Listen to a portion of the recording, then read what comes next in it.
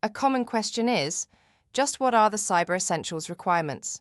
In simple terms, Cyber Essentials requires your organization to implement 5 core controls: firewalls, secure configuration, user access control, including multi-factor authentication, malware protection, and security update management. But there's a catch. Those controls must be applied consistently across everything in scope: devices, users, and cloud services. That consistency is where most organizations struggle. Before you even get to the controls, you need to understand your scope. Before anything is assessed, you must define what's in scope. In practice, that means all devices that access organizational data, including personal devices, all users, even outsourced users accessing your systems, and all cloud services, including email, CRM, finance systems, and collaboration tools.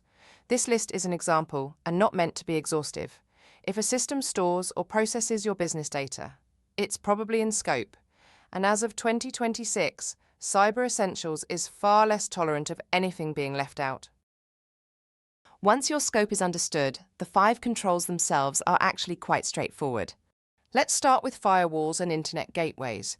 You need to control who and what can access your network. That means every device is protected by a firewall. Unauthorized access is blocked by default, and default credentials are changed. This is your first line of defense. It's about keeping unwanted access out. Second, secure configuration. Systems should be set up safely from the start.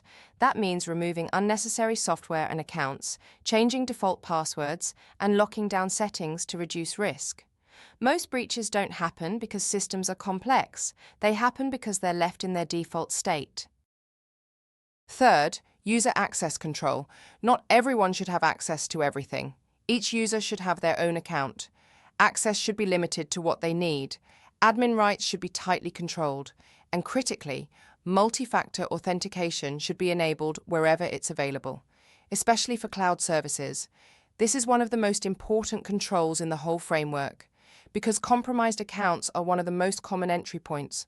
And this applies just as much when users are accessing systems from personal devices.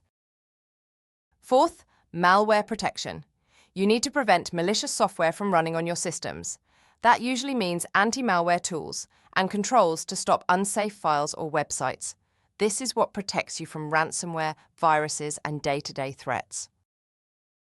And the final control, security update management. Everything needs to be kept up to date.